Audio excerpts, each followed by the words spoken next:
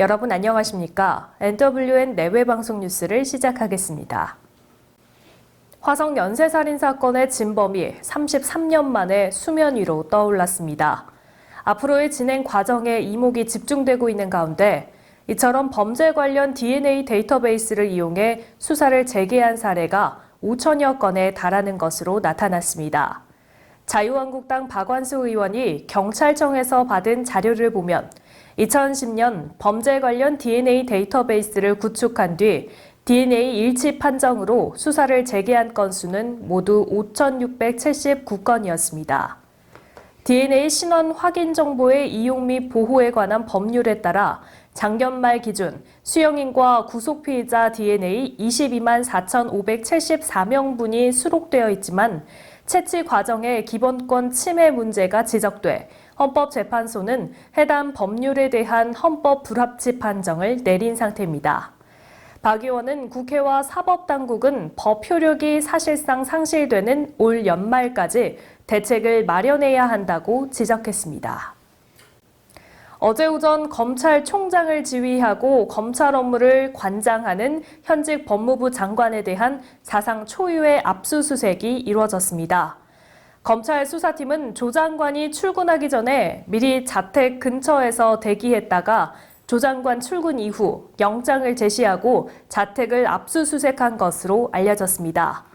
검찰의 전격적인 조국 법무부 장관 자택 압수수색에 정치권 반응은 엇갈렸습니다. 민주당은 검찰이 조 장관을 향한 먼지털이식 수사를 벌이고 있다고 비판한 반면 한국당은 이제 특검은 불가피해졌다고 강조했습니다. 현직 법무부 장관에 대한 강제 수사가 이뤄진 것은 헌정사상 처음 있는 일인데요. 국민의 이목이 주목되고 있는 만큼 보다 정확한 조사가 필요할 것으로 보입니다. 앞으로 75세 이상 참전 유공자가 위탁병원에서 진료를 받을 때 약제비까지 지원받을 수 있게 됩니다. 국민권익위원회는 국가보훈처에 이 같은 내용으로 내년까지 참전유공자 예우 및 단체 설립에 관한 법률 시행령을 개정할 것을 권고했다고 밝혔습니다. 정부는 6곳밖에 없는 보훈병원에서 진료받기 어려운 국가유공자들을 위해 전국 320여 곳의 위탁병원을 운영하는데 전상을 입지 않은 일반 참전 유공자는 진료비만 지원되고 약제비는 지원되지 않고 있었습니다. 75세 이상 일반 참전 유공자는 지난해 기준 11만여 명으로 권익위 측은 노령과 질병으로 고생하는 참전 유공자의 노후 생활 안정에 기여할 것이라고 기대했습니다. 더불어민주당과 정부, 청와대는 어제 오전 국회의원회관에서 당정청 협의를 열고 편의점 등 가맹점 상생을 위한 점주 경영 여건 개선책 마련을 위해 머리를 맞댔습니다. 이인영 민주당 원내대표는 가맹사업법 개정이 한 발짝도 나가지 못해 아쉽다면서 한국당은 입만 열면 민생 파탄이라며 장외에 나가는데 민생을 걱정하는 정당이 왜 가맹점주의 눈물과 애한이 담긴 법을 외면하는지 이해할 수 없다고 비판했습니다. 조성우 공정거래위원장은 근본적인 경제 체질 개선을 위해 가불의 근원인 대기업, 중소기업 간 구조적 문제 해결이 중요하다며 당정청 간 협업으로 필요한 정책을 만들고 현장에서 제대로 시행되도록 하겠다고 밝혔습니다.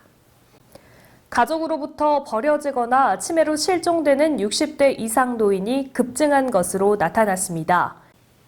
더불어민주당 금태성 의원이 경찰청으로부터 받아 공개한 자료에 따르면 2013년부터 지난해까지 60대 이상 피해자를 유기한 범죄는 모두 79건으로 특히 지난해는 전년보다 2배 가까이 증가했습니다.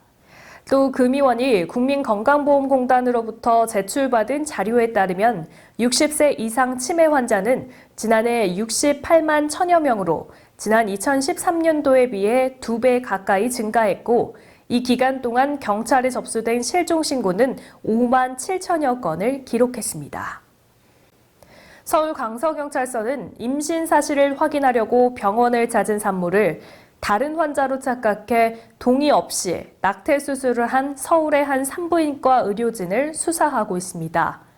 간호사 A씨는 임신 6주 진단을 받은 후 영양수액을 맞으려고 분만실로 이동한 베트남 여성을 태아가 사망해 임신 중절을 받으러 온 환자로 착각해 수면마취제를 투여한 혐의를 받고 있습니다.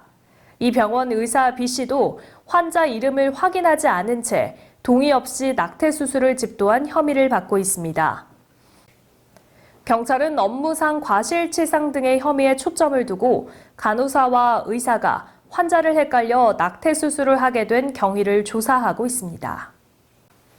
도널드 트럼프 미국 대통령이 다음 주 유엔 총회 기간에 열리는 기후행동 정상회의에 불참한다고 CNN이 보도했습니다. 앞서 트럼프 대통령은 지난 2017년 6월에 전임자인 버락 오바마 전 대통령이 서명한 파리 기후변화 협정에서 탈퇴했으며 지난 8월 파리에서 열린 G7 정상회의 기후변화 회의에도 유일하게 불참했습니다. 배우 유희 씨가 아버지인 김성갑 전 SK 와이번스 코치를 사칭한 피해를 호소했습니다. 유희 씨는 자신의 SNS를 통해 한 누리꾼으로부터 받은 메시지를 공개했는데요. 이 메시지엔 어떤 남성이 유희 씨의 아버지를 사칭해 음식점에서 밥을 먹고 돈을 빌려갔다는 내용이 담겨 있습니다. 이 누리꾼은 사진을 확인해 보니 유희 씨의 아버지가 아니어서 메시지를 보냈다고 덧붙였는데요.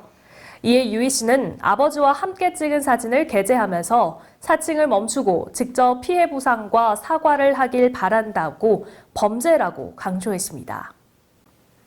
메이저리그 LA 다저스의 류현진 선수가 콜로라도전에서 7이닝 3실점으로 무난한 투구를 펼치고 데뷔 첫 홈런까지 터뜨린 끝에 시즌 13승을 거뒀습니다.